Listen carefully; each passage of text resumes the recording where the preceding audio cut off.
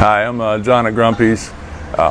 Here this morning to talk a little bit about a vehicle I've been working on. It's a 2004 Ford F-250 with a 6-liter diesel. Vehicle, first time for this vehicle to come into us. You can obviously tell that somebody's been working on it, tried and probably exhausted their resources.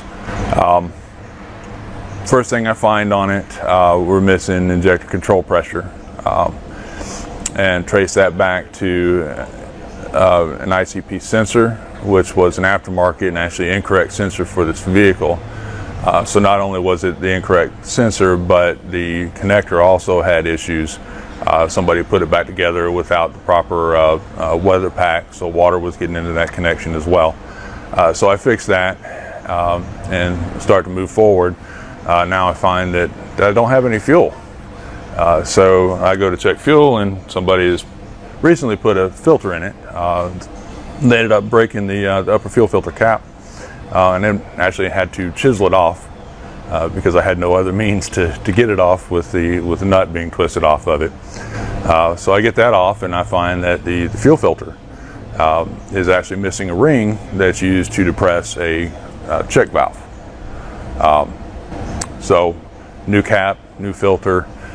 Now I finally got it to where it runs. So now at this point I can continue on and figure out if there's anything else. The problems seem to be snowballing, but I guess my biggest point here is you have to be careful with the type and quality of parts that you use. Had the repairs been done properly to start with, this vehicle wouldn't be back in this position again. Some cheap Chinese knockoff parts, not even necessarily the right one for this vehicle, led to continued problems. So now we've got to go back with the factory original equipment manufacturer parts, OEM, and we'll fix this to where he doesn't have to deal with these issues again.